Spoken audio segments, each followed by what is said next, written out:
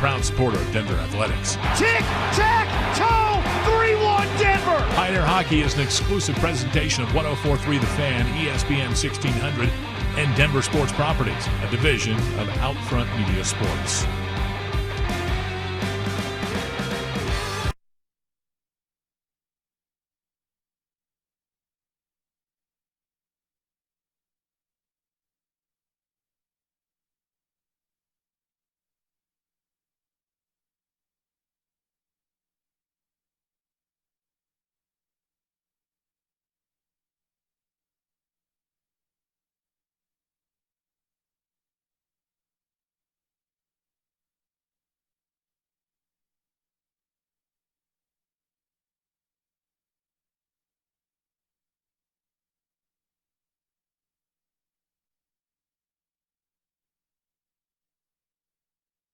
Congratulations go to the DU Pioneers.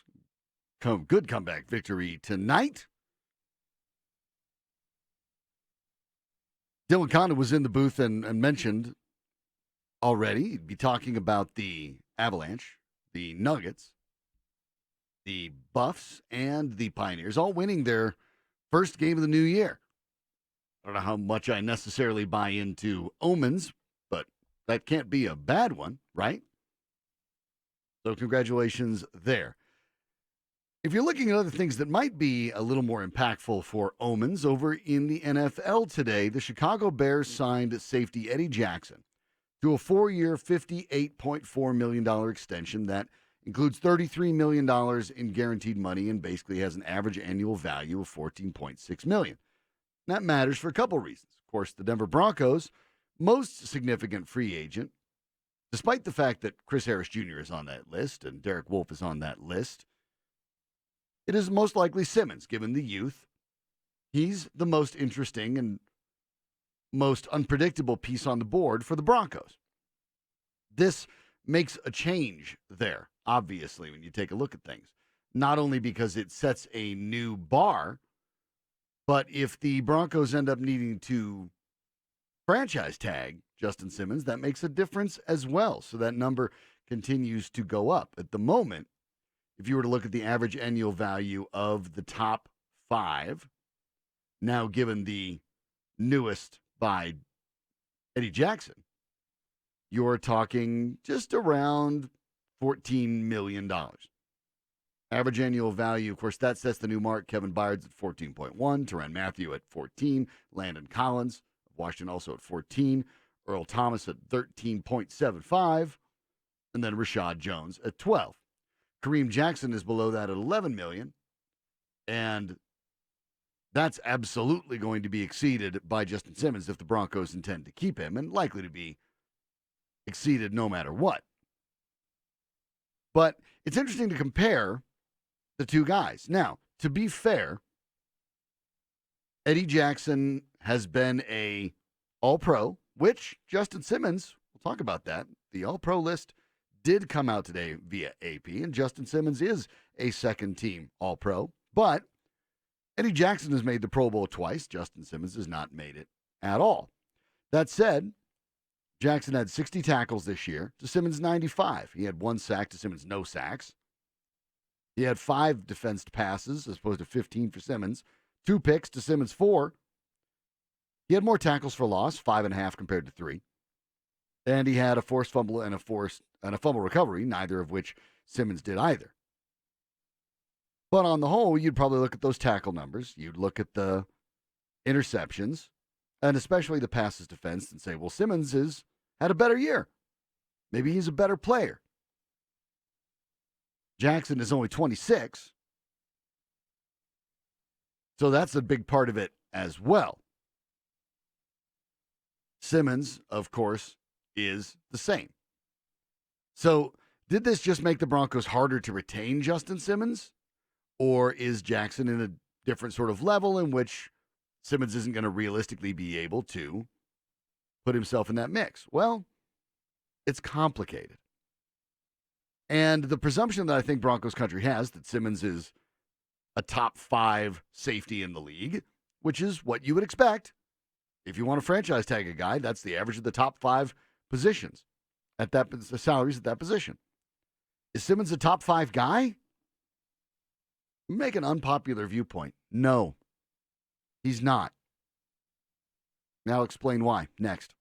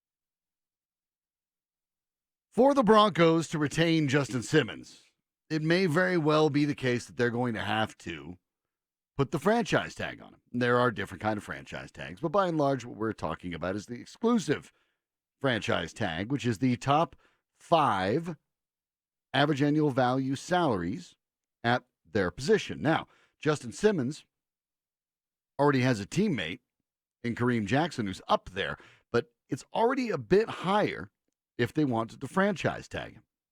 Jackson at 11. Now there are some guys that have made some big jumps, and Eddie Jackson of the Bears made another one. Now Jackson was drafted 1 year later than Simmons. Simmons, of course, has hit free agency. It's important to note that in Jackson's case, this is an extension.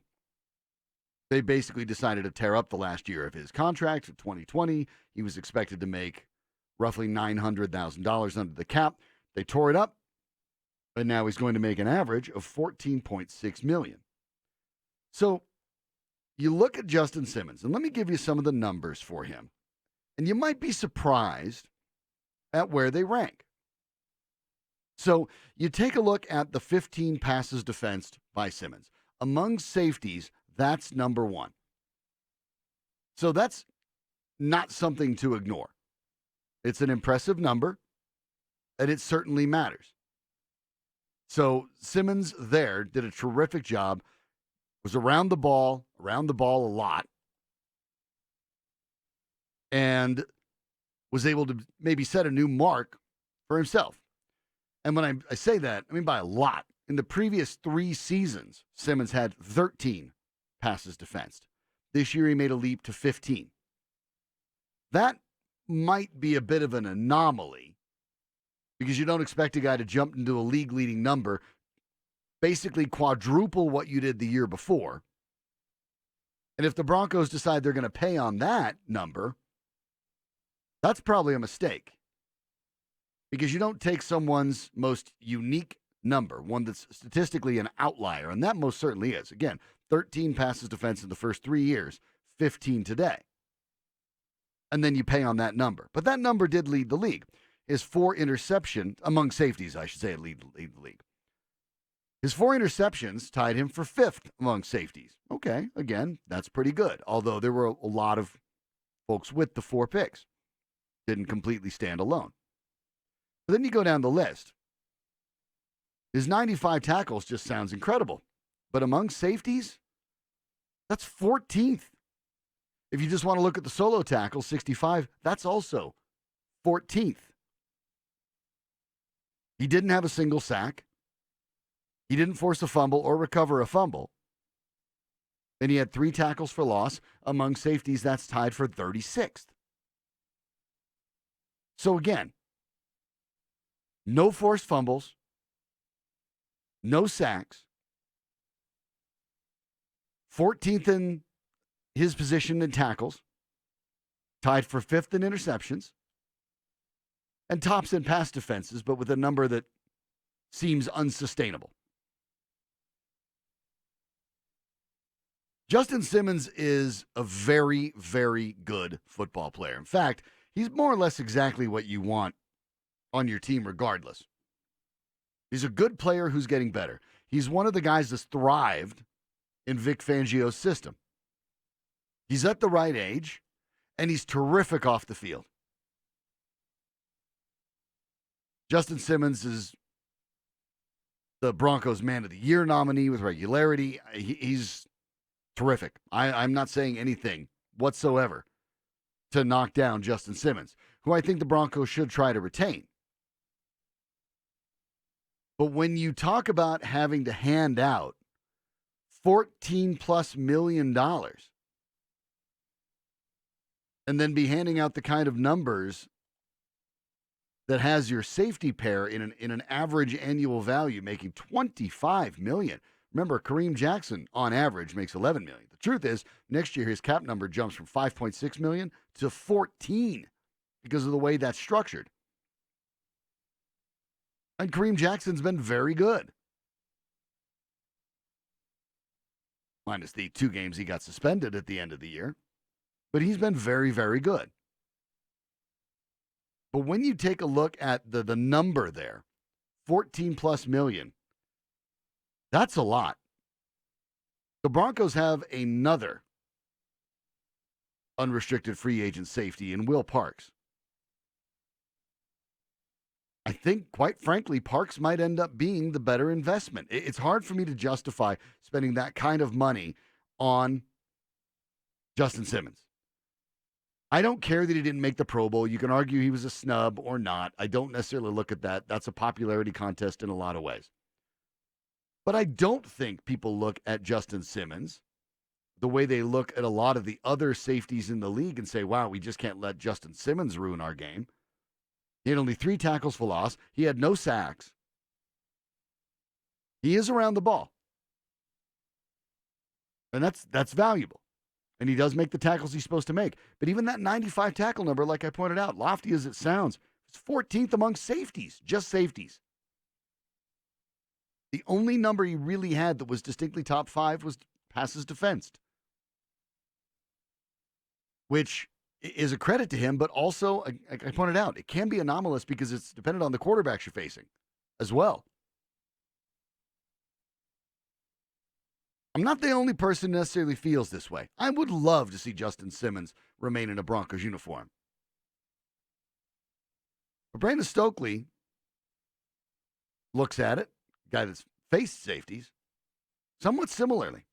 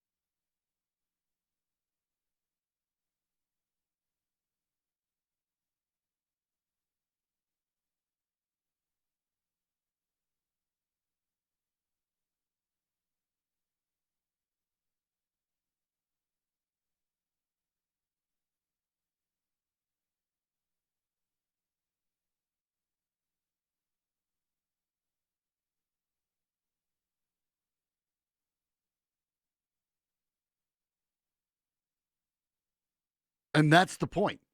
Stokley's right. Justin Simmons is a very good football player. He's very good. But you look at those top guys. Earl Thomas, Landon Collins. He's not that guy. Harrison Smith, not that guy. Devin McCourty, not that guy. And I know they're older, and I know they're more established. I get that. But he wasn't the best safety on this team. And it's fair, by the way, when you have a safety pairing to look at it and say, hey, how much of his numbers were inflated by the fact the guy playing next to him is borderline elite? So I look at the Broncos situation, and I look at what they have to spend, and I look at all the other holes they have on their team, and safety is not one of them. Even even if Justin Simmons leaves, presuming they keep Will Parks. Want to know what you think? RamosLaw.com text line is 303-713-1043. I know it's not a popular opinion, but Justin Simmons is going to do just fine. My worry is how the Denver Broncos will do. And how the Denver Broncos will do depends on what they spend. And they have much more important needs than safety. We'll go through some of those next.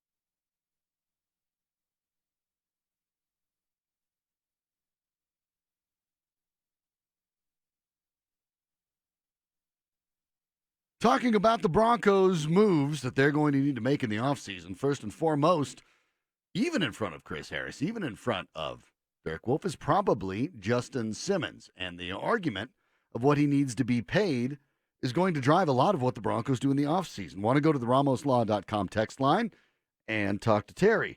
Terry, thanks for holding. How's it going, guys? All right. Tell you what I'd like to see? Middle linebacker. They have a really good stout defense, but no, I mean, they get burnt so often in the middle. It's like, wow. Well, there's definitely an issue there, Terry, and I think you're right. So when you look at the Broncos' needs, I look at it in this order: offensive line, defensive line, cornerback, wide receiver, and then inside linebacker. But inside linebacker is in that area of need, absolutely. And all of those, I didn't mention safety, because I think safety is an easier position to fill than corner. I think the Broncos also have multiple options there as well. So when you look at inside linebacker, you obviously got very good tackle numbers from Todd Davis. You always do, 134 combined tackles. Alexander Johnson finished second, 93. It's the same total that Justin Simmons ended up with as well. So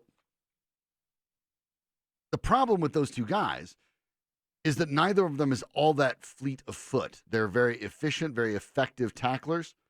In Johnson's case, with a little bit of extra power there and explosiveness, but neither one of them are particularly well equipped to stop tight ends. And when you're in the AFC West, and you're going to be facing Travis Kelce and Hunter Henry and Darren Waller twice a year each, that's 6 games every year in which the Broncos defense probably has to face a top 10 tight end at minimum. So that's a big time concern. And I do think that inside linebacker is one of those needs. Now, where do you go with it? Do you move away from Davis? Do you move away from Johnson and kind of put him in the rotation? I'm not sure yet. But the inside linebackers they have, Davis, Johnson, and Josie Jewell, all very efficient, effective tacklers, all heady, smart players. But none of them can do much of anything with the tight end. And that's been the Broncos' Achilles heel for years. So, Terry, I think you're on to something when you talk about some of where that money needs to be spent. And this is where the tough part is. Look, when you're a general manager of a team, you want to keep all your players if you were happy with them. And there's no reason not to be happy with Justin Simmons. None at all. But you can't necessarily re-sign everybody. I think of the Broncos' Super Bowl 50 year. I think that if the Broncos could have re-signed Malik Jackson, they would have re-signed Malik Jackson. But they just couldn't.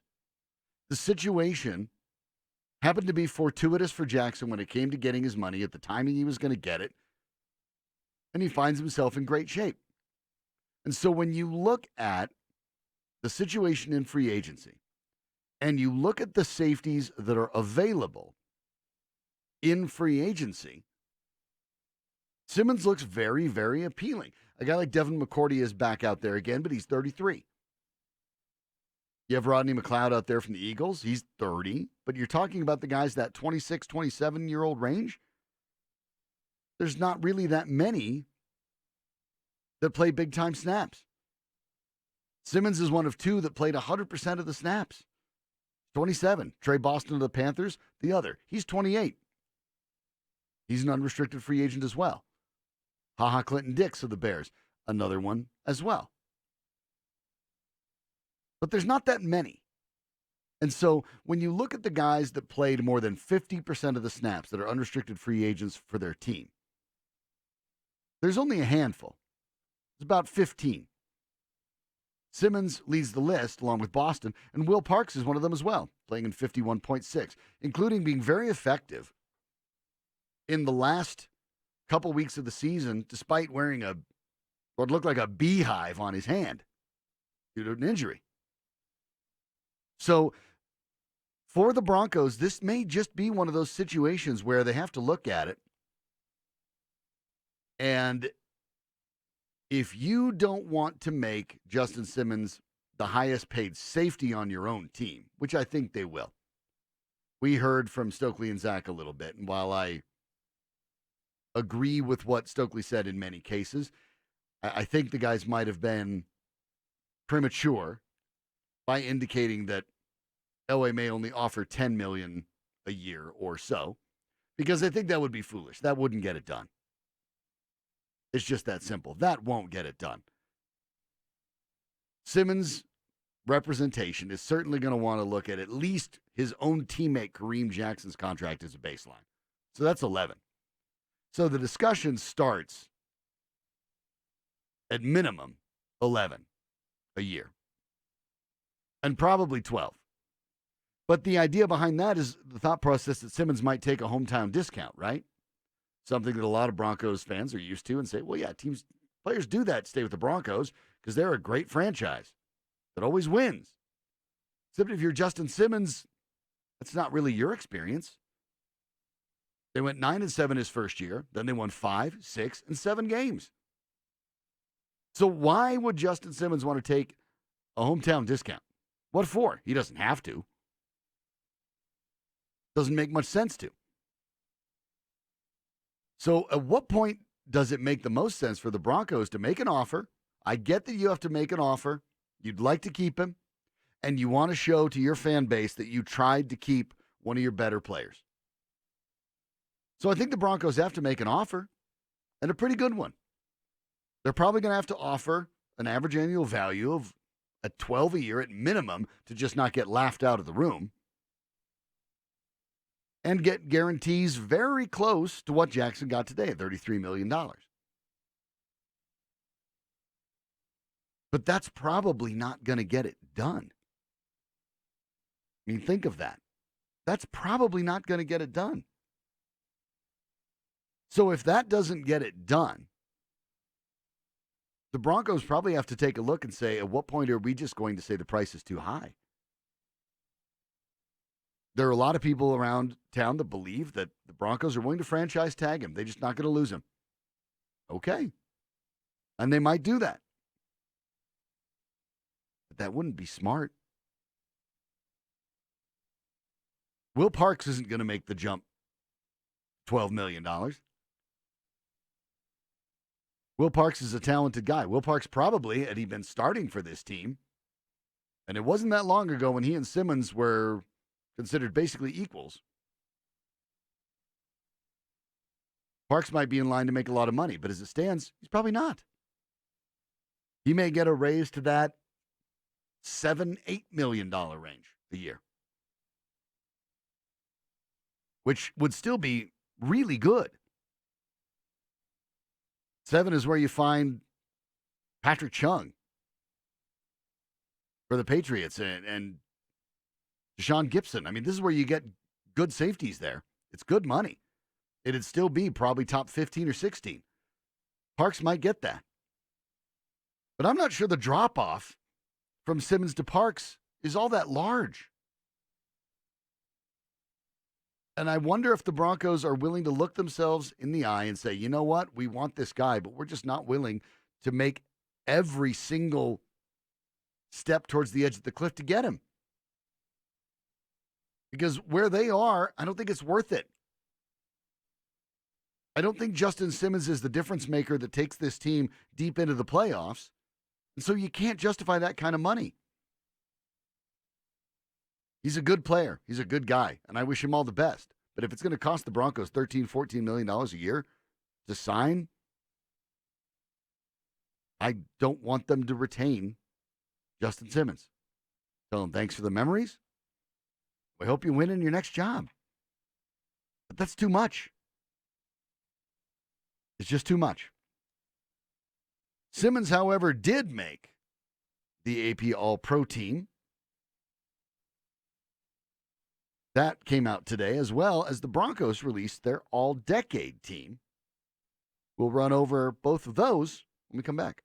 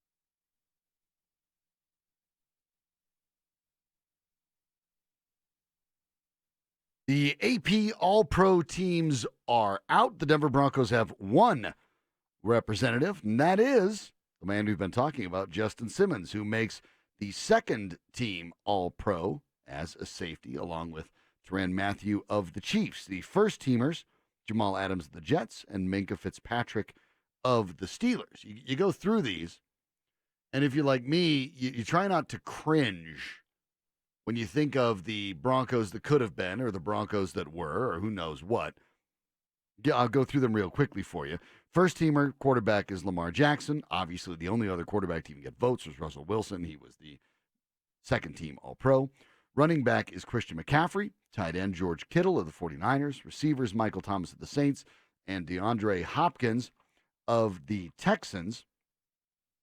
Obviously, Michael Thomas got all the votes. As well he should. Got every single one of them.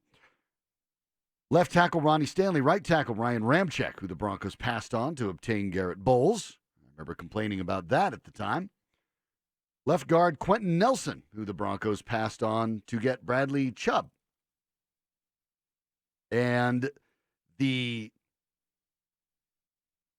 selection there, of course, makes sense. Obviously, Bradley Chubb's terrific, but when you look at the Broncos' struggles with the line, missing on these guys, 1-2 stings a little bit. Zach Martin of the Cowboys, right guard. Center, Jason Kelsey of the Eagles. On defense, edge rushers Chandler Jones of the Cardinals, TJ Watt of the Steelers. On the inside, Aaron Donald of the Rams, Cam Hayward of the Steelers. Linebackers, Bobby Wagner of the Seahawks, Demario Davis of the Saints, and Eric Kendrick of the Vikings. Cornerback Stephon Gilmore of the Patriots, and Tre'Davious White of the Bills. Now, oddly, on offense, like it was fantasy football or something, they had a flex position this year. I don't know what that was about. And it was Christian McCaffrey, who was already named the running back. So I don't know what they're doing there, but okay. So McCaffrey named first team at running back and flex. And then when you go to the defense, they have other defensive backs counted as first teamers. Marcus Peters of the Ravens, Tyrann Mathieu of the Chiefs, Marlon Humphrey of the Ravens. Now, interesting, Mathieu was second team safety, but first team among defensive backs. Special teamers Justin Tucker of the Ravens, punter Brent Kern of the Titans, formerly the Broncos, and kick returner Cordero Patterson of the Bears. So Simmons, the only person there hitting at just the right time, obviously, when going into free agency. And congratulations to him. He also, by the way, was dealing with the named me to the Broncos All-Decade team. So everything is pointing up here. The arrow is pointing up, proverbially, as one of our texters mentioned, for Justin Simmons. On the All-Decade team for the Denver Broncos, Peyton Manning at quarterback, Philip Lindsay at running back, Andy Janovich at fullback, wide receivers Demaryius Thomas, Emmanuel Sanders, Julius Thomas at tight end, line from left to right, Ryan Clady, Zane Beadles, Matt Paradis, Luis Vasquez, and our own Orlando Franklin. On defense, Derek Wolfe and Malik Jackson. Malik Jackson, as I pointed out, the kind of player that you might be running into when you look at the situation with Justin Simmons, a guy that might have just played his best ball at the right time to play himself out of town. Terrence Knighton in the middle, Von Miller and DeMarcus Ware, outside linebackers, Danny Trevathan, Brandon Marshall, inside linebackers, Chris Harris Jr. and Aqib Talib at corner, safety, TJ Ward, and Justin Simmons. Special teamers, Matt Prater, Britton Colquitt, and returner Trindon Holiday. Ugh. That doesn't speak to the challenges the Broncos have had over the last decade finding a returner. But this year, they do get an alternate into the Pro Bowl, for what that's worth. So that's got to be something, right? In Deontay Spencer. So for the Broncos and for Simmons, everything going just about right. The problem is, can you retain him? Should you retain him? I think for the amount of money that they're asking, you shouldn't. And that's because the Broncos are trending in the right direction. And the best way to blunt that is to spend money on the wrong people. Now, the Broncos have been somewhat fortunate that they have been not hurt too badly. I don't really think the Broncos were a playoff team if Juwan James or Bryce Callahan had played a lot of games. And one of the reasons to be optimistic about the Broncos next year is that if Callahan and James are more than the zero they were this year, it's like adding additional free agents. But I think when I look at the situation with Simmons, if you bid him adieu and you take a look at Will Parks and perhaps even Chris Harris Jr., who I do not think is going to find himself with the market that is much better than the roughly $12 million that he indicated he was being offered in average annual value. You might be able to get Harris Jr. and Parks for not much more than you'd get Justin Simmons alone. And no matter how much you think about Justin Simmons, if you believe that some of those leaps in stats were sustainable, it's hard to think that the team would be better with Justin Simmons and Devontae Harris at corner than Chris Harris Jr. and Will Parks at safety. Parks has been a ball hawk. I think Parks is being underrated in this whole discussion, quite frankly. I think he's been a pretty good safety for the Denver Broncos. He's played through injury. He's been effective through injury. He's been, quite frankly, over the course of his career, more of a ball hawk than Simmons. And you send Parks on blitzes in a way that they do not send Justin Simmons. So it's not to condemn Simmons. It's more the fact that as the Broncos try to assemble what they want to spend their roughly $66 million in salary cap available on, it may very well be that one of the hard decisions for the Broncos is to accept that 14 or so a year for Justin Simmons isn't the best move. And that's okay. That's okay. If you're doing your job right on the draft, if you are getting the kind of talent that occasionally some of those guys are leaving via free agency, well, that means you're getting the right guys, okay? It means you're drafting the right players. It means you're acquiring the right talent. And that means you'll lose some guys. But I'd rather be acquiring the good talent and the right talent that other team wants and lose some than know that I'm only landing the occasional player that any other team even wants.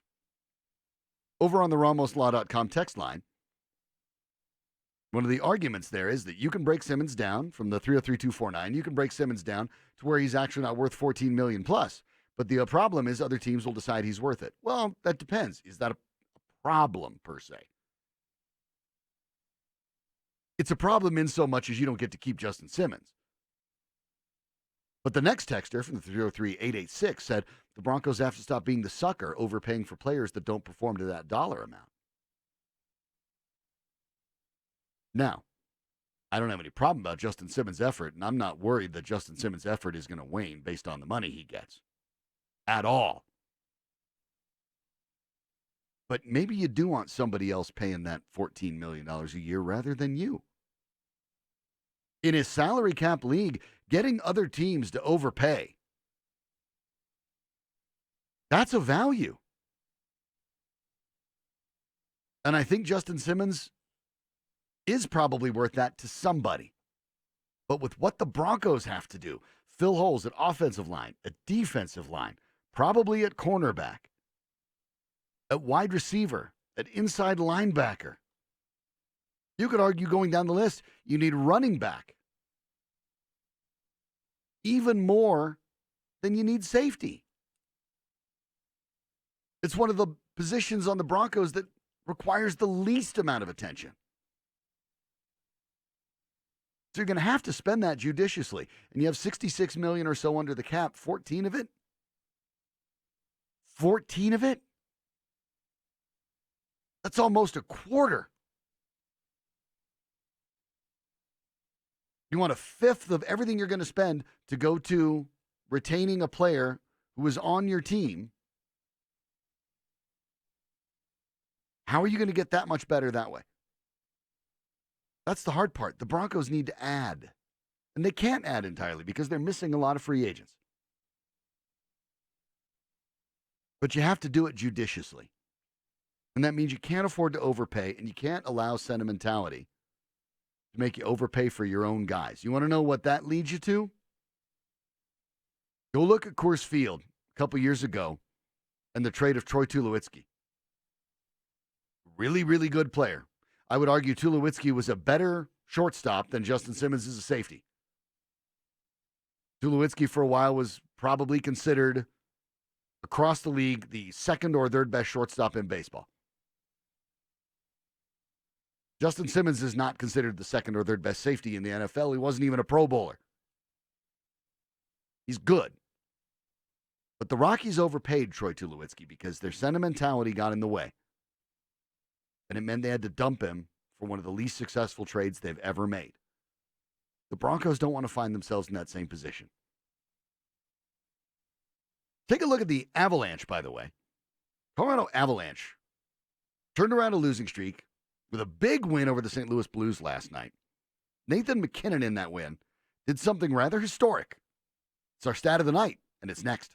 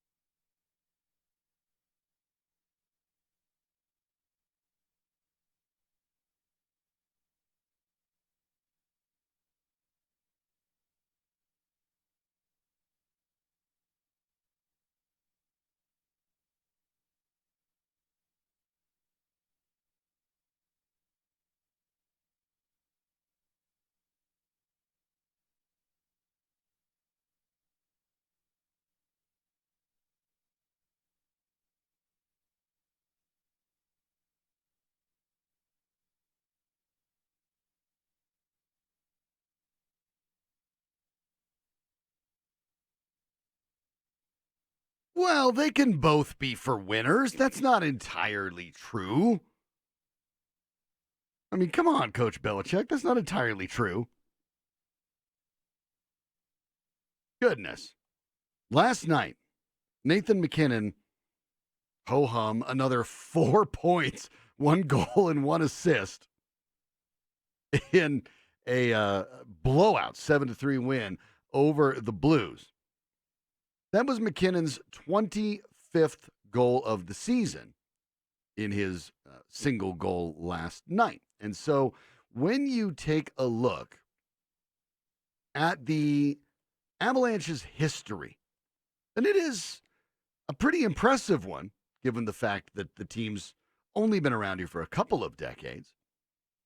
When you take a look at the number of phenomenal goal scorers that have been on this team and the numbers that they have put up, Nathan McKinnon, 41 games, that's the halfway point, 25 goals. Only McKinnon and Joe Sakic have ever done that. Sakic did that back in the 1995-96 season. Okay? Obviously, you know how that year ended up. The Avalanche's first. They ended up winning the Stanley Cup. Sakic had 51 goals in that season, in his age 26 season. McKinnon is 24. Sakic finished with the 51 goals in 82 games. McKinnon is on pace to roughly do that. Now, probably not on pace for the total points because as good as Mikko Rantanen and Gabe Landeskog are, they're not exactly Peter Forsberg. Sakic finished with 120 points. Forsberg with 116 points. The amazing thing is, maybe we shouldn't rule it out.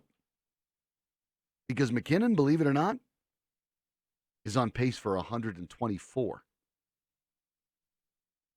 So what you're seeing from Nathan McKinnon is almost, and there's half a season left.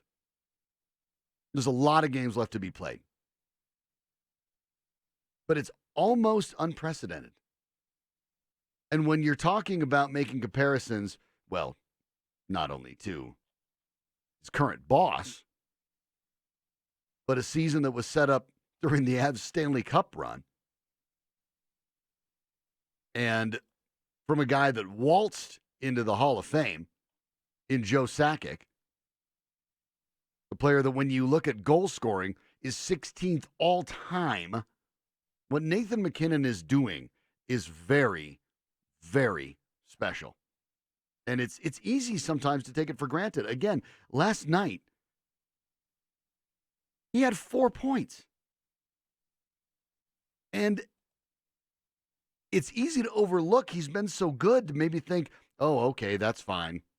Gee, he had 4 points. That doesn't happen all that often. And he's made it seem almost regular. It has been remarkable what McKinnon is doing, remarkable what this Avalanche team is doing. And they have had a bad run of late.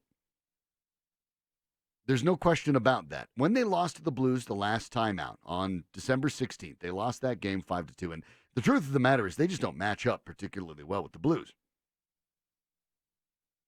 That sent them into a tailspin, including that loss. The Avs lost 6 of 8 games, only beating Chicago, who they match up really well against. They've already beaten Chicago 3 of the 4 times they've played them this year. And surprisingly going to Vegas and thumping the Golden Knights right before Christmas.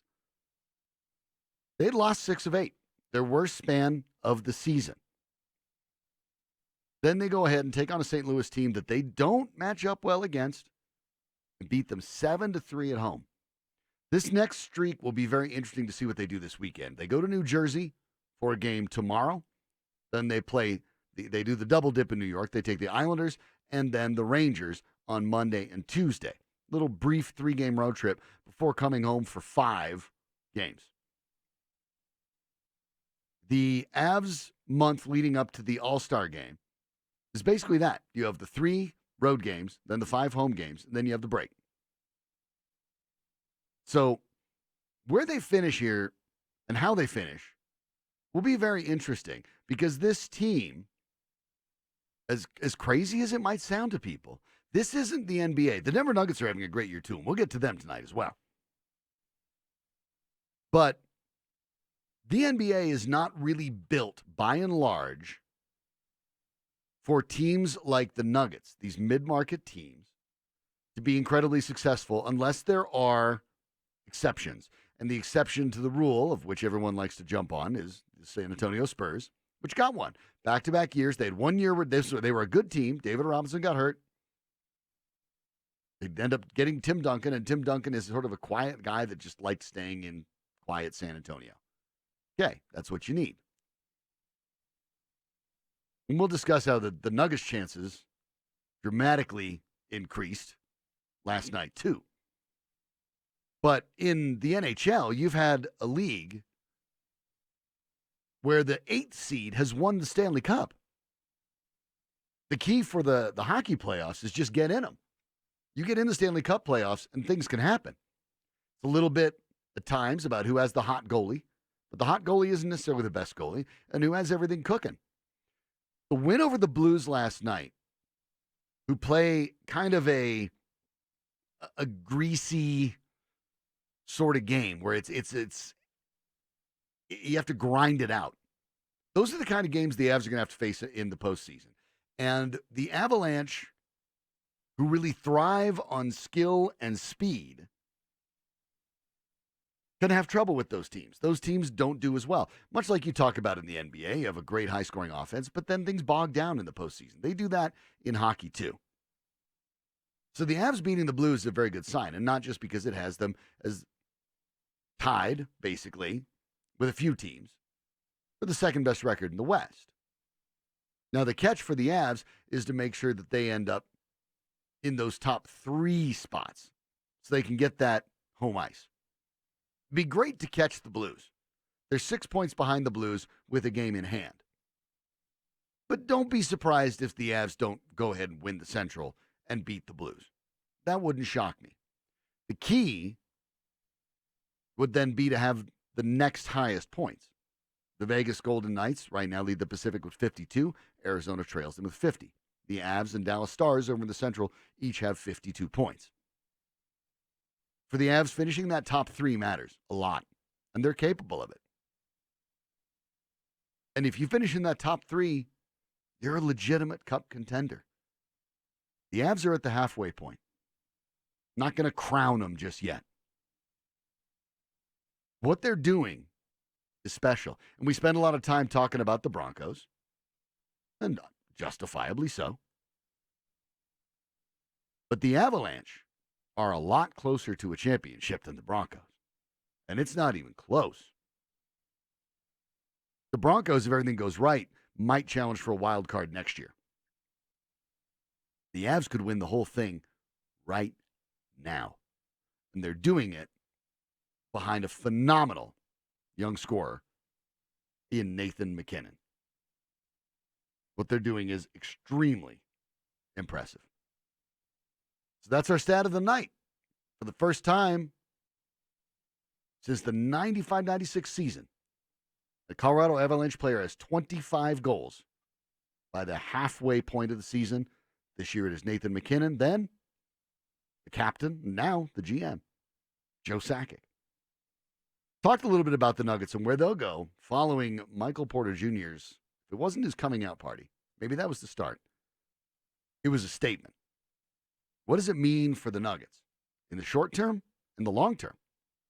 Talk about that next.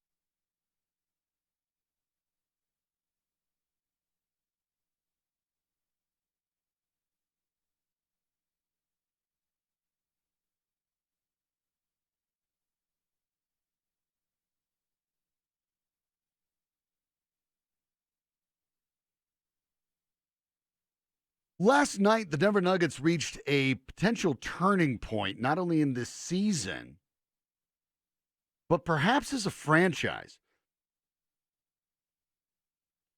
They were looking more or less dead to rights in a game where they played a little flat last night out in Indiana against a Pacers team that is far better than most folks probably realize. You go look at the standings and realize the Pacers are fifth in the East, and basically, up until the loss last night, were tied with the Toronto Raptors. So they're a good team. But the Nuggets weren't playing particularly well. These are the kind of situations in which Michael Malone basically is trying to make sure that Michael Porter Jr. earns his minutes. Well, Porter Jr. basically was put in there to provide a spark. Well, let's say he did that. Porter came in, did more than a spark, set the building on fire. 11 for 12 shooting, 25 points, a 13 plus minus with 5 boards, including 2 threes, and only 1 turnover. Played terrific basketball, scored in all sorts of ways. If you follow me on Twitter, that's Sdrotar, Sdrotar. I took a image from the NBA, a little shot of Michael Porter Jr.'s step back jumper, which he's 6'10". It's about 4 feet, and it goes back into the side. So it's almost impossible to guard. What you see in the NBA is a league that's basically not built for, as you would call it, non-destination teams, okay? Teams want to go to Miami. Teams want to go to L.A. In theory, guys would like to go to New York, but they don't because the Knicks are run very, very poorly. Instead, they apparently go to Brooklyn. That's New York, too. They head to Houston. They head to all those big cities. And that's what the NBA is kind of built to do. The way the salary cap is structured, the way players themselves have other opportunities to make ancillary revenue, means that it's very, very difficult for a team like the Nuggets to ever really get to a level where they can be considered serious contenders. However, the way you can do it is by somehow getting the exception rather than the rule. David Robinson and Tim Duncan, adding Duncan to a very good Spurs team that just happened to be missing Robinson and wins the lottery. That's how that works. Getting Kevin Durant because the Blazers foolishly pass on picking him instead of going for Greg Oden. That ended up working pretty nicely for the Oklahoma City Thunder. Then the Sonics. Still the owners stole the team and moved it to OKC, but I digress. That was a way to make them contenders, at least until they sort of broke into. If you look at the Milwaukee Bucks, the same thing. Another city, much like Denver, that you could argue whether they should or they shouldn't. Milwaukee's a pretty cool town, actually. But you need to get a little lucky. So they do with Giannis Antetokounmpo. And then all of a sudden you have arguably the best player in the league. Hey, guess where you're at? The Nuggets get a second rounder in Jokic who turns out to be one of the top 5 big men in the game. And that might be a bit of an insult to Jokic. Then you land a Jamal Murray, who could have been picked in the top 3. He falls to you at 7. And then you take a gamble on Michael Porter Jr., who is considered the best high school player in the country. And then you get him in the middle of the first round. Now, all these guys click. Okay, maybe you're onto something. And that's where the Nuggets sort of find themselves. Now, there's no reason to rush Porter Jr. into the starting lineup. I get the excitement in that. I do. I understand the ability to score. But you already have 2 top-tier scorers in Jokic and Murray. And you don't necessarily want to disrupt that flow because if Porter comes off the bench, well, Porter's clearly the go-to guy. If he's earned those minutes, then he's the go-to guy for the second unit. You saw what that can do. So that's not bad. Moreover, when you look at the Nuggets recently, Michael Malone has complained about their defense, saying they've been on the back of a milk carton lately. The Nuggets have won 10 out of 12 games. So don't throw the baby out with the bathwater here, okay? Don't necessarily look at it and go, oh my gosh. But They haven't held a single team under 100 points since December 12th. And prior to that, they were doing it with some regularity. Now, there isn't a single team in the NBA that is holding anybody into the double digits anymore. Nobody. That's the way the league has gone. The Celtics have the best rate in the league at 103.7 per game allowed. The Nuggets are third with a very, very, very attractive 104.3 points allowed. So the Nuggets defense is going perfectly well on the season, but of late they've allowed more than that. And in a very tight West, those little slip-ups can be a problem. Porter Jr. defensively, really, quite frankly, has no idea what he's doing yet. And you shouldn't really expect him to. He's only a handful of games into his career. And yeah, I know he watched all of last year, and that's a totally different thing. Defensively, he's not even really sure where he's supposed to be, let alone understand how to switch, who he's necessarily supposed to be, going over the screen, under the screen, hedge, all those sort of things on defense you have to do. He's not quite there yet, and he probably won't be there for a bit. So maybe this is the spot. Keep in mind, you've had players do this before all over the place. The big-time scorers, the guys that can go and energize that second unit. Look, if Porter can be that guy, just that guy this year, while he's learning defense, while he's learning everything else, the Nuggets might find themselves in a very interesting spot. Maybe not this year. Feels like if you were going to really try to win the NBA championship, you need to have maybe a little more experience than these Nuggets players have. But they're on track. The challenge for the Nuggets going forward is going to be figuring out what they do with their roster. Malik Beasley signed with Clutch Sports. He'll be a restricted free agent at the end of the year. He's probably going to get dealt, and that's unfortunate because Malik Beasley could start on a lot of teams. But his role for the Nuggets by the end of the year was basically be the guy who kind of lights the spark off the bench. Well, Porter now can do that. And Beasley's a smaller guy with remarkable athleticism. Well, Porter's a tall guy with remarkable athleticism. So they're going to have to look at what they want to do with Beasley. Beasley signed with Clutch Sports, Rich Paul's agency, the one that Anthony Davis signed with right before he ended up with the Lakers. LeBron James, partner in that. It's very likely that Malik Beasley is probably being angled towards the Los Angeles Lakers in some capacity. And again, when I talk about how the challenge is the way the NBA is built, that's part of it.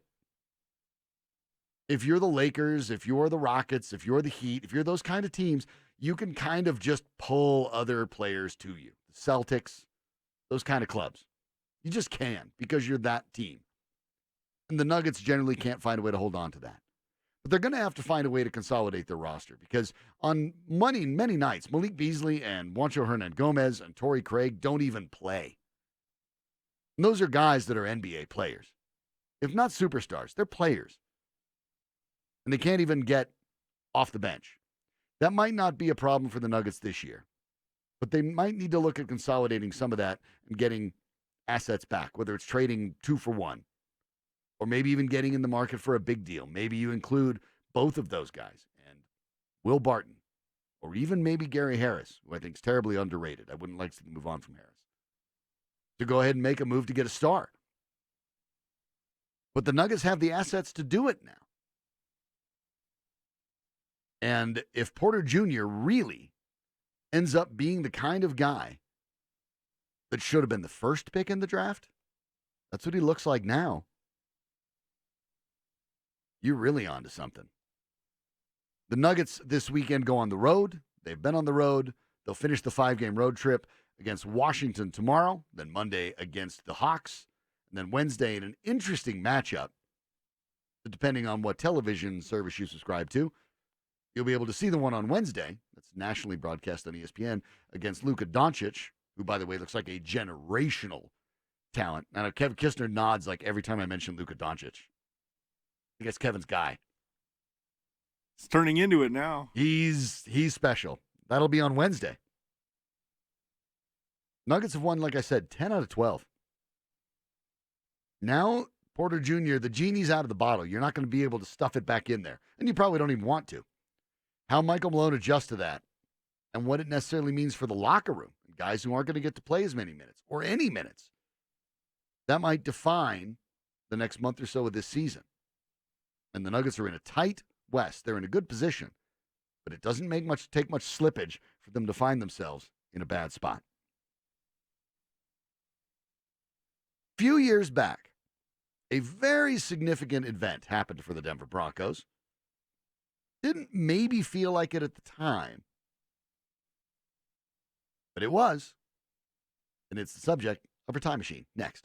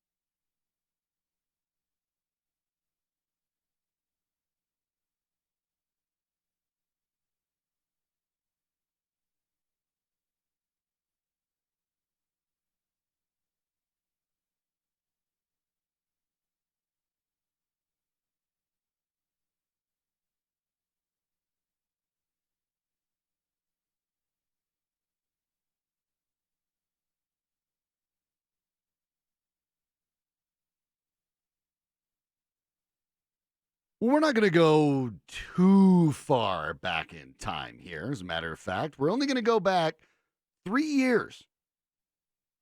January 3rd, 4 years. It's 2020. Ha ha! My first time I messed that up. I'm glad I don't have to write checks anymore. Glad that's the thing that doesn't occur anymore. I'd messed that up till mid-February. 4 years ago, today, the Denver Broncos were playing the San Diego Chargers. Brock Osweiler, who had then, at that point, he's starting his 7th consecutive game, started the game 14 for 22, 232 yards, 1 touchdown, 2 interceptions, which had the Chargers up 13-7 in the third quarter, and then this happened.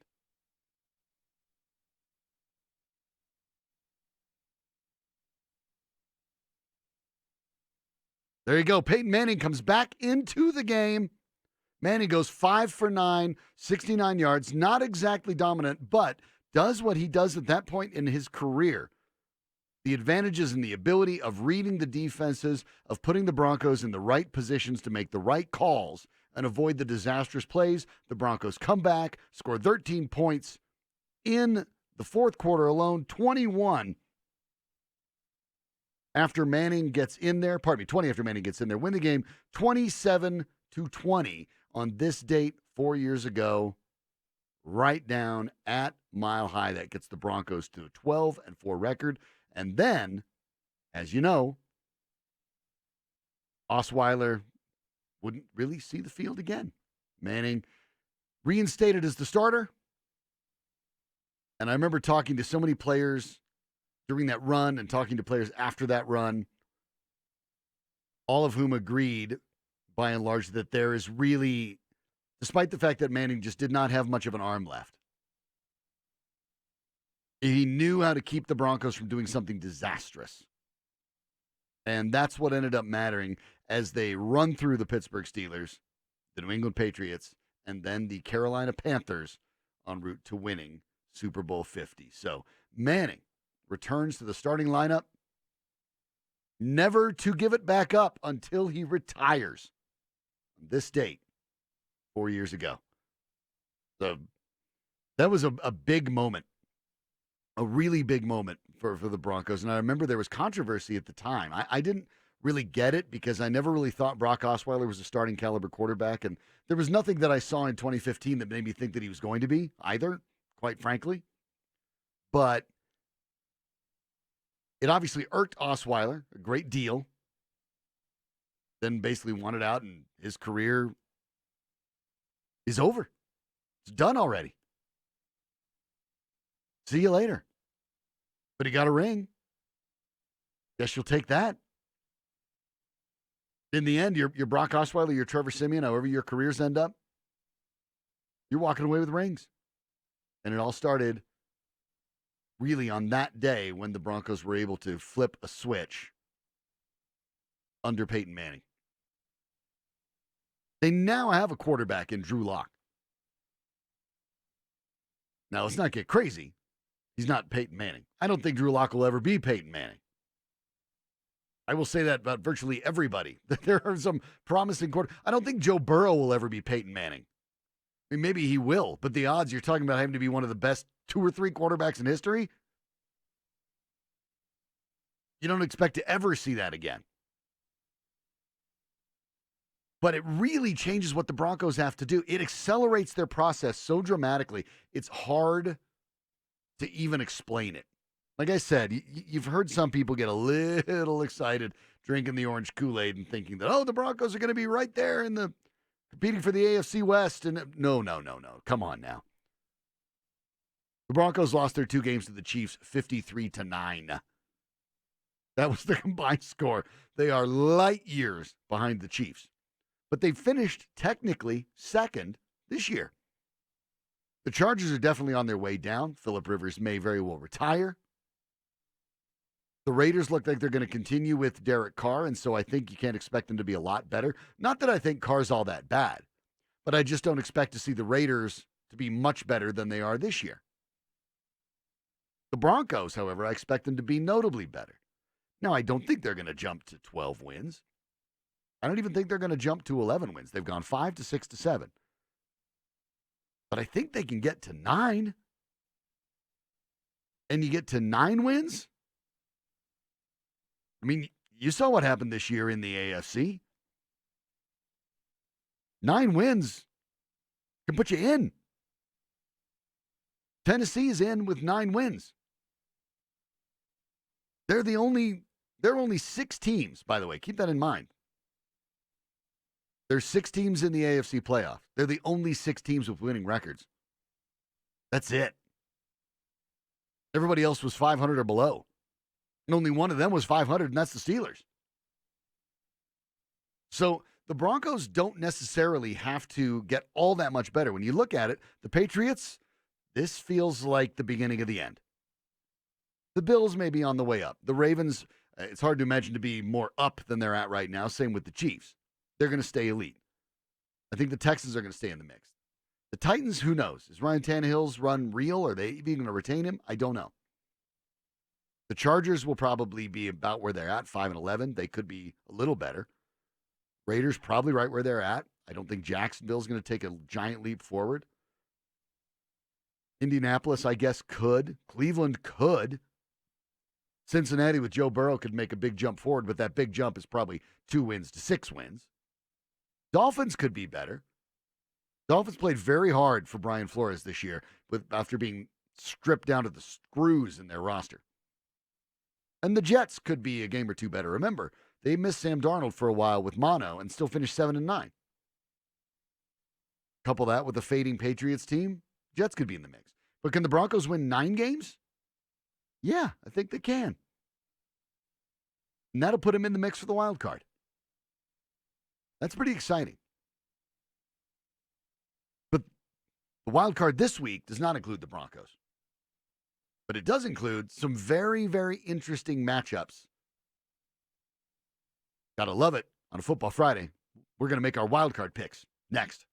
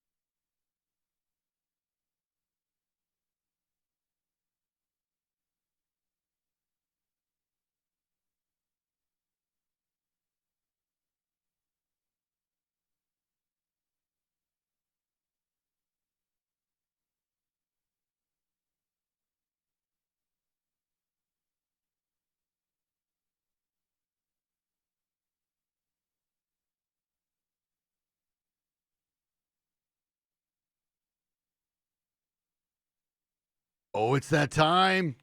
We still get to do this. We still get to pick the games. 4 wild card games this week, a lot of them with intrigue in them. Some of these teams with remarkable records actually be the wild card round. Kevin, you've got them. Where are we going to start? Well, I know where we're going to start. We're going to start in the first game tomorrow. Let's do it. We got Buffalo traveling to Houston. This might be the best game of the weekend. It really could be. I mean, Houston is favored by 2.5, and that is basically the home team spread. So, I mean, it's basically a pick 'em, and it should be. Obviously, look, the Texans are very explosive at times, but the Bills in the last couple years have been some of the best teams in the league in taking away big plays. Teams, when they go deep, when they go more than 30 yards downfield, the Bills are actually the best at taking those away. So I'm intrigued about what the Bills can do. The Texans also, by the way, you saw with Drew Lock start out there, they can give up big plays. Texans defense allows 6.1 yards per play. That's dead last in the league. This is a really tough one to pick because when you look at the Bills, too, they've only beaten one team with a winning record all year, just one. And that was the Titans before they made the quarterback switch to Ryan Tannehill. So in some ways, it's okay to not believe in him against good defenses. Josh Allen hasn't been very good. The return of J.J. Watt matters. I guess I'm going to take the Texans, but if the Bills won, I wouldn't be surprised at all. What do you think, Kevin? This is a coin flip game. I mean, it really is because both of these teams have been fun to watch all season long. And the thing is, either one of them could be a dark horse to get to the Super Bowl out of the AFC. I wouldn't be shocked if either one gets there because of, the Buffalo Bills. They have such a good defense, one of the top scoring defenses. It's a really good defense. And probably the most underrated defense that no one talks about this year. And you look really. About defenses that take away big plays, right? Well, what do the Chiefs do? What do the Ravens do? Yeah. They're big play offenses. Yeah. So the Bills are great at stopping those type of offenses. Who knows? I wonder. We'll find out. You know what I'm excited to see? I don't know if Josh Allen is a really going to be a top-tier quarterback yet. My concerns about his accuracy in college have still been realized, I think, in the pros.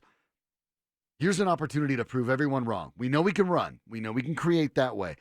I want to see Josh Allen go out there against a team that Drew Lock dissected, right? I want to see Josh Allen go out there and look like a guy who could beat you with his arm, not his legs. Yeah, exactly. Will Fuller is doubtful. I just saw that from James Palmer. That's scary. Of the NFL Network. So, I mean, the Houston Texans do have one receiver really out there, and that's DeAndre. Now, that's a good weapon to have. Yeah, he takes over 3 receivers right there. I've been rolling with the Texans all year. They won me fantasy. I'm going to take the Texans in this one, but I'm not going to be shocked if Buffalo pulls it out. Yeah. I mean, it's one of those games. I mean, Buffalo has one of the top corners in the game, one of the most underrated middle linebackers in the game. It's a coin flip, but I'm taking the Texans in that one. The next Saturday game, the Tennessee Titans, who are red hot, taking on the New England Patriots. Boy, the Titans are crazy hot. They haven't won in New England, by the way, since they were the Houston Oilers. Ouch. In 93. Ouch. That's the last time. And all time at Gillette, the Patriots are 19-3. And so this is an interesting one because I think Tennessee is really hot. I think when you can run the ball in the playoffs, you can make a difference there. And you know that the Tennessee Titans can run the ball with Derrick Henry. It's supposed to be in the 50s and potentially rainy in Gillette. So that favors the teams that can get it done on the ground too. The Patriots offense, it's time to just call it what it is. It's bad. It's not explosive. It's bad. When they get things done by and large, it's trick plays. I mean, they've had to go to trick plays to get consistent performance. I am not going to pick against the Patriots at home. I'm not. I'm just not. I think the experience level is too much. But I don't think the Patriots are going to the Super Bowl. I think this game is the last one they'll win. And I think it'll be closer than a lot of people expect.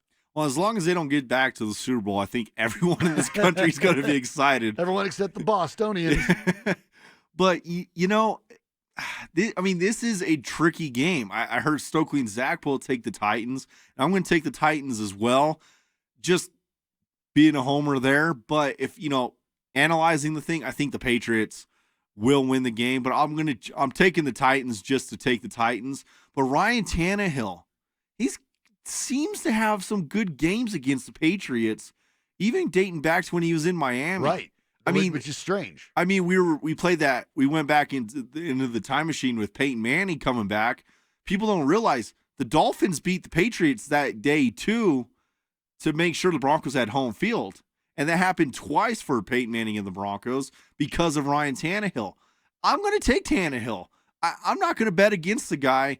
I know it's in Gillette, but I think this could be the final game Tom Brady has in New England. That's amazing. And I do think they're going to win this one. I really do. I think the Patriots find a way to do it. To me, it's not necessarily the difference between the teams because it's not as much as you'd think. But to me, I think the experience matters. I think the coaching experience is going to matter. Tom Brady versus Tannehill. We talked about how Peyton Manning, right, had maybe at the time in the 2015 season, by the end of the year, he didn't have anything athletically over Brock Osweiler. Nothing. But he's the one they needed to go to win the Super Bowl. I think Tom Brady has enough left against an inexperienced Titans team that I'll pick New England. So we disagree on that one. That's a great point right there. Next up, we'll go to the NFC for Sunday. The Minnesota Vikings, Gary Kubiak is over there, taking on the New Orleans Saints in New Orleans. Gary Kubiak's in the playoffs again. How about that, huh? Shocker. What a surprise. So this one, look, the Vikings, if Dalvin Cook can be healthy and play well, the Vikings can make this a game, but there's no way I am picking against Drew Brees and Michael Thomas and Alvin Kamara, even if he's a little dinged up, in the Dome. Yeah. No way, no how. I hope it's an entertaining game, but New Orleans is favored by 7.5 points. I think it might even be worse than that. This might be the one playoff game that I think could be a 14-point type win at the end for the Saints. Yeah, I think the Saints could easily blow out Minnesota just because of Drew Brees. This is one of those games where who's a better quarterback? That simple. And it's by a wide margin. You're taking the Hall of Famer over Kirk Cousins. Cousins can't get it done in the playoffs. It should be an easy pick here. I think everyone's going to take the Saints in this one. And it's kind of funny because if the Vikings were playing, say, the Eagles, probably taking the Vikings. It's not as if the Vikings don't belong. It's that the Saints are 13-3, and they just happen to be in the wild card round, which is insane. That's ridiculous. The Saints are just a better team. I think they're going to show it. Yeah, exactly. And it's in New Orleans. You're not going to walk in there and beat them. I think I saw a stat that Sean Payton and Drew Brees are undefeated at home in the playoffs. That wouldn't together. Shock me. They're also probably, if you're ever looking to maybe get a favorable whistle, it'll be this game. Exactly. The final game, Seattle Seahawks traveling to Philadelphia. Don't forget, Seattle has the better record. Right. They're going to weird Philly. Situations. I will give this to the Eagles. The Eagles have basically been playing elimination games for a month, and they've been getting it done. And give them credit for their pairing of Miles Sanders and Boston Scott.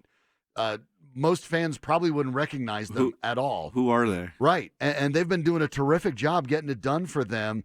They're great coach in Doug Peterson. Carson Wentz has gotten it done. Maybe not at this level, though. You wonder that, maybe wish they had Nick Foles back. I think Seattle's going to win this game. I don't think he's anywhere near what he used to be, but you watched how they played with Marshawn Lynch last week, and I think the Seahawks got their mojo back. The mentality seems like it's back. I like the Seahawks to take this one on the road in what I think will be a pretty close game. Yeah, this is one of those games where I don't think the home field advantage is going to matter just because of the way that team is playing out there in Philly. Carson Wentz, he's up and down. He's been more up than down lately, but he's had a very inconsistent year. Wilson is the only other person in the league you could probably say could get MVP votes from Lamar Jackson. Exactly. And I just don't know what Eagles team you're going to get this week. They go in at 9-7. Right. 5-3 at home. Not even that good at home. Yeah. You can't win a Super Bowl being 5-3 at home. That's just not good enough. And that's not even good enough to really get to the playoffs, but they somehow did in a weak division. But Russell Wilson is playing out of his mind, and he plays well in the playoffs. Carson Wentz hasn't really We haven't had a chance to see him. Yeah, so there's a lack of experience there from Carson Wentz. I'm taking the better quarterback again in this one, and they look like you said, they look like they have their mojo coming back. I'm taking the Seahawks in this one. Yeah, I will too. I think it's going to be a pretty easy win for Seattle. I think it'll be close, but I think Seattle gets it. I think you might have a coming out party for DK Metcalf in this one. It seems like the kind of situation that'll work. So we agree on the Texans. We disagree on the Patriots and Titans. I'm taking the Patriots, but I hope you're right when you pick the Titans.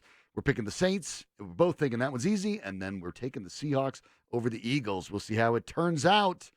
We'll take a look at the weekend in sports coming up for all the local teams next.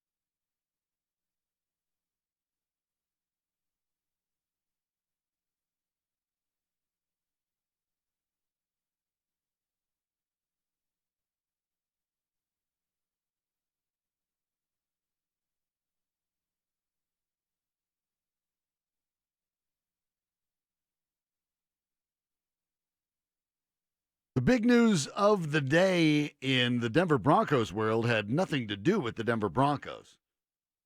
The Chicago Bears signed Eddie Jackson to a 4-year, $58.4 million contract extension, eliminating the final year of his contract and putting this one in there. An average annual value of $14.6 million, including $33 million in total guarantees, according to Jackson's own agency.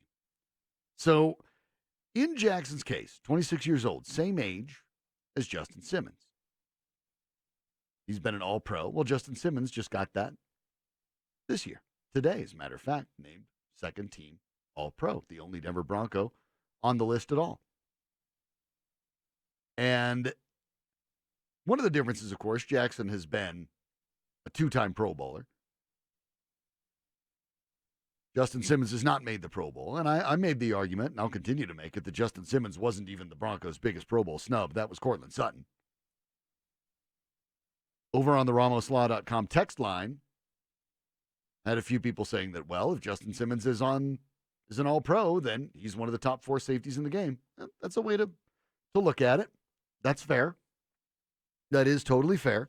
And believe me, if you were Justin Simmons' agent, that's exactly how you're looking at it. But I look at it and say that he was 14th among safeties in tackles.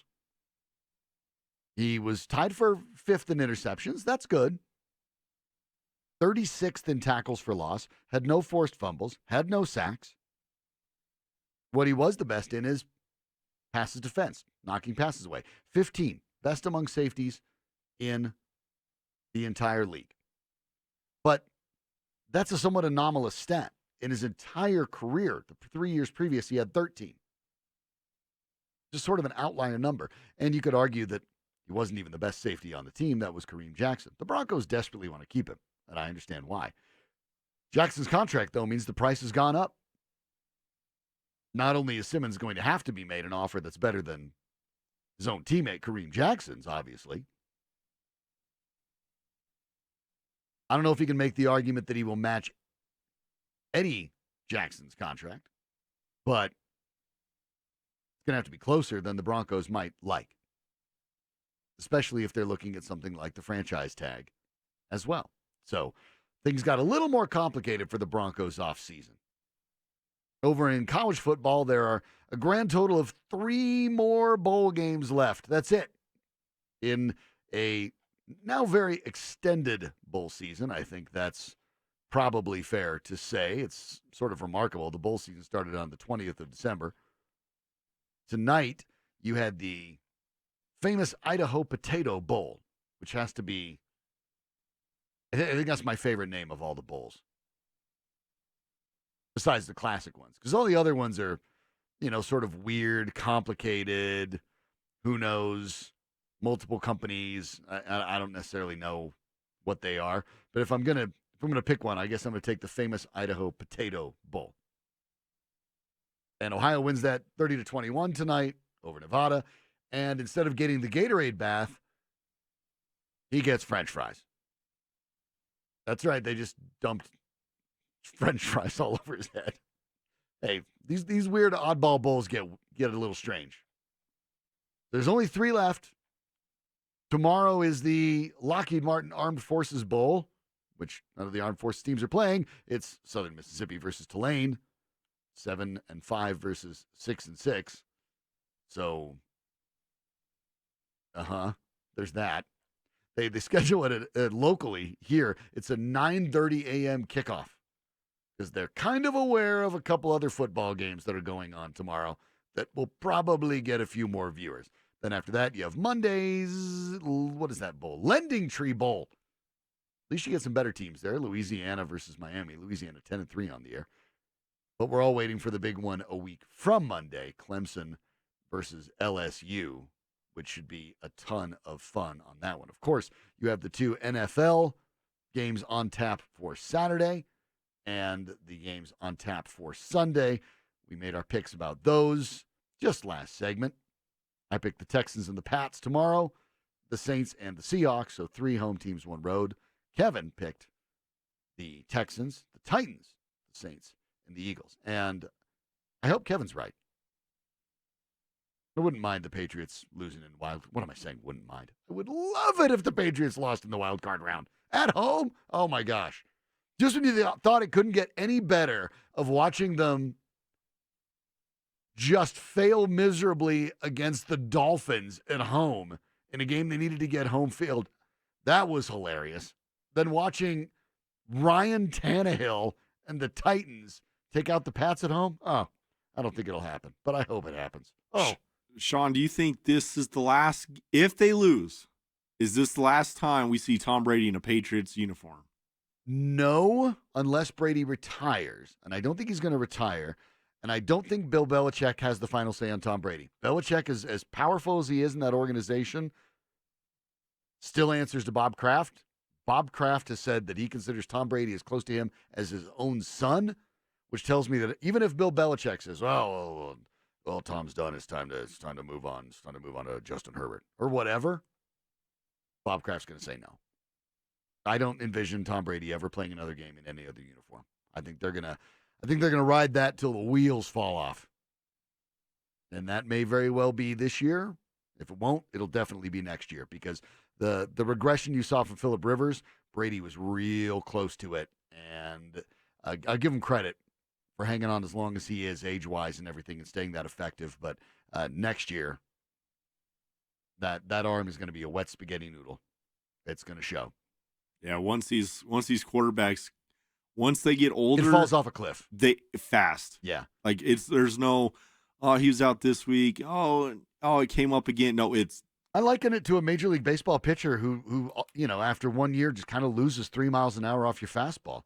Yeah, you went from being one of the best guys on the planet to being someone everyone knocks around all the time. That's kind of what Clayton Kershaw's turning into. It happens, and once that. You just can't squeeze it into those tight windows the same way anymore, and you're not the same player. So Colorado Avalanche try to continue to get things right this weekend. They have basically, hopefully, turned it around. After a big win over the St. Louis Blues, sort of their arch nemesis at this point. They had lost 6 of 8 before beating the Blues 7-3. Maybe that gets them a little bit of steam going as they head back east for 3 games on the road against the Devils tomorrow, and then they'll get 2 next week against the Islanders and against the Rangers. But we'll see if they keep that momentum going. They obviously need to do that. The Nuggets may be even more intriguing. Momentum is not a problem. Nuggets have won 10 of their last 12. Their last one, thank you to Michael Porter Jr. Porter Jr., by the way, has led the team in scoring in 2 of the last 3 games. That's interesting to note. I don't think that's going to continue with regularity, but the idea that Michael Porter Jr. is only going to get a few minutes every game, that might go by the wayside. He may average about 16, 17 minutes the rest of the way, at minimum. It'll be intriguing to see what they do. Nuggets will go on the road. They get Washington tomorrow, and then Atlanta and Dallas before they get come back to Pepsi Center next week. So Nuggets want to keep things going against the Wizards. You'd think they'd get that done. Boy, you'd think they'd get Atlanta done. We'll check back on that Monday. They'd better. Seems like they always blow a game to the Hawks. Better not happen. Be a fun football week. Looking forward to all of it. Big thanks to Kevin Kistner in the booth. Follow him at Kistner Radio on Twitter. He's the man that makes all this happen. He found our stat of the night and our time machine today. He doesn't have to do that. He just did that out of the kindness of his own heart and the desire to find another Peyton Manning clip, which is kind of what Kevin tries to do every night. Fortunately, it's not that hard, but, got to do what you got to do. That reliability is valuable. My name's Sean Drotar. You can follow me on Twitter at SDROTAR if you'd like. Thank you very much for listening. We'll be back on Monday, breaking down all the NFL news right here on Fan Late Night, 104.3 The Fan.